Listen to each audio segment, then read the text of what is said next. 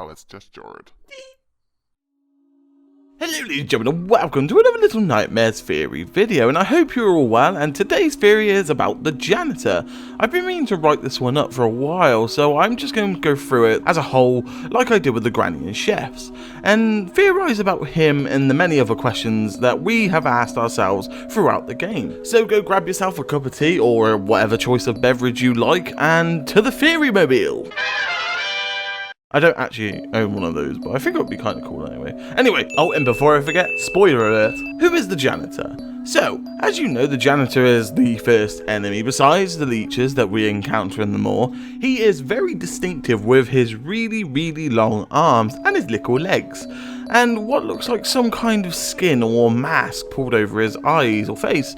To me, he is definitely a character that is one of the most interesting. I feel like as the players of the game, we got to know a lot about the janitor as we spent a lot of the time running away from him, both as Six and the runaway kid, and had to see him in some weird situations to say the least. But anyway, the janitor's description is as stated: the man with the long arms.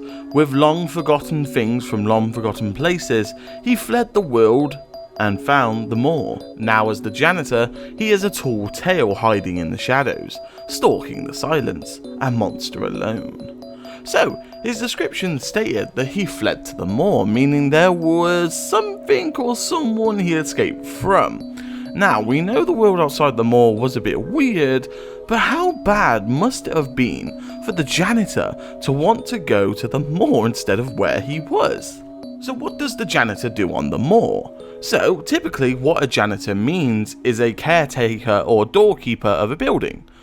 Caretaker meaning is a person employed to look after a building, so he would be the one to use those plungers that we see everywhere in the Moor, although I've yet to see him clean.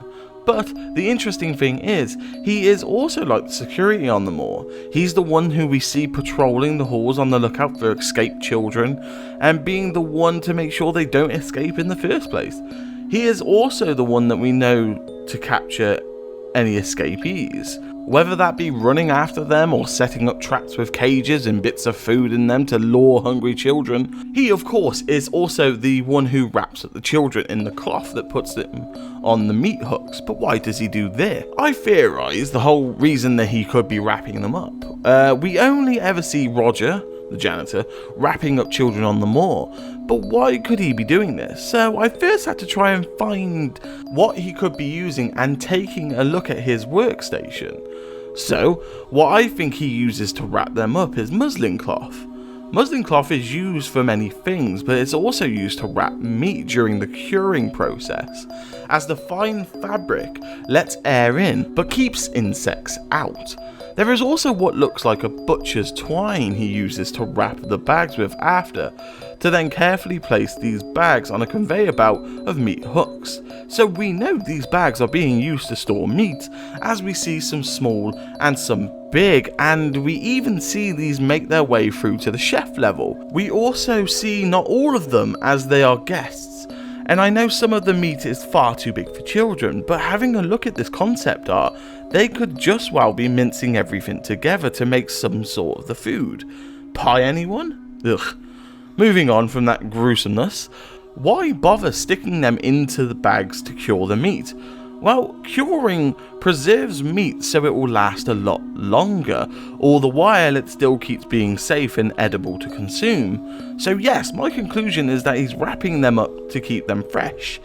As we know, thanks to the Runaway Kids chapter, he isn't just wrapping up dead children. The Runaway Kid was very much alive when he was wrapped up. Now, for the next part of the theory, we'll be talking about, was the janitor blind?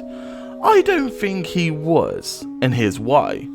He does a lot around the Moor, but one of the things he seems to do a lot is woodworking. We know he physically must carve them out, especially seeing as there's so many wood shavings on the floor.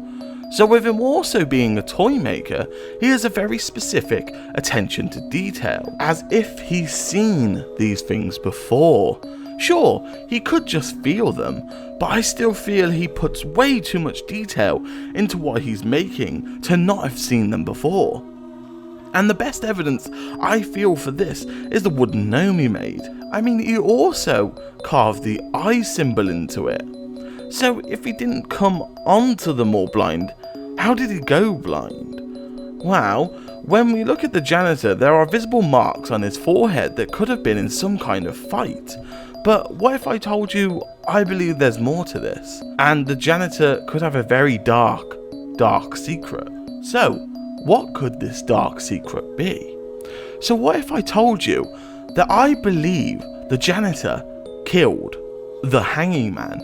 Now I know it's a bold statement to make, and I've made so many videos on it in the past, but it's always one of those questions that have very tickled my brain. So let me give you my points that will back up this theory and why I think it could well be the janitor. Number 1, he's the only person, apart from the mystery door man, who I believe is the bellman, we know in the prison where the hanging man is. We not only see him in the middle of the chapter, but even at the start we see hints of him.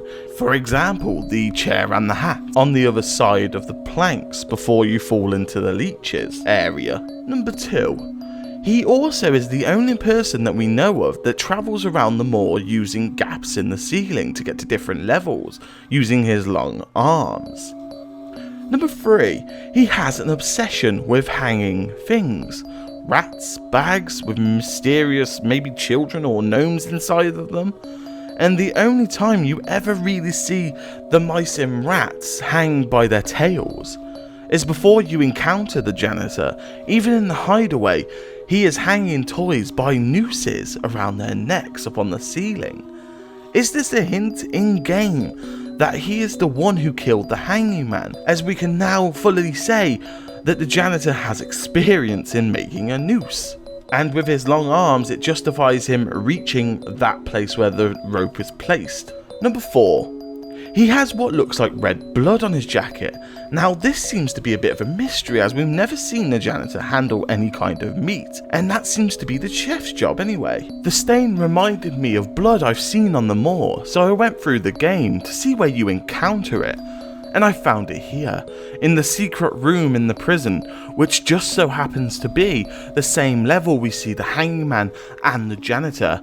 In fact, above this room is where we see the janitor enter the children's room. What if the blood on the janitor, the scratches on his head, and the skin pulled down over his eyes and causing his blindness is due to maybe a fight with the hangman before the janitor murdered him? Oh my, shoes in the fridge, what a plot twist. But anyway, guys and gals, what do you think? That's my theory for the janitor possibly being a murderer. Let me know in the comments what you think, and if any theories you've got of your own about the janitor, I would love to hear them, and the community would too. So with that being said, ladies and gentlemen, thank you for watching today's theory video, and if you enjoyed it, please drop a like and a comment, or any of the two, that's totally up to you. And remember to subscribe, guys, if you want to see some more Little Nightmares theories and some other game theories as well also. With that being said though, ladies and gentlemen, if you have not been getting your notifications these past few theory videos, it's because you need to click the bell when you click subscribe, because YouTube now, even though you click subscribe, won't send you a notification when the channel's uploaded, even though you have subscribed. But if you click the bell, you'll be notified immediately. But remember guys, subscribe for more Little Nightmares content and some more game theory content. But with that being said, ladies and gentlemen, I wish you the best morning, day or night, wherever you are in the world, and I'll see you all in the next theory video.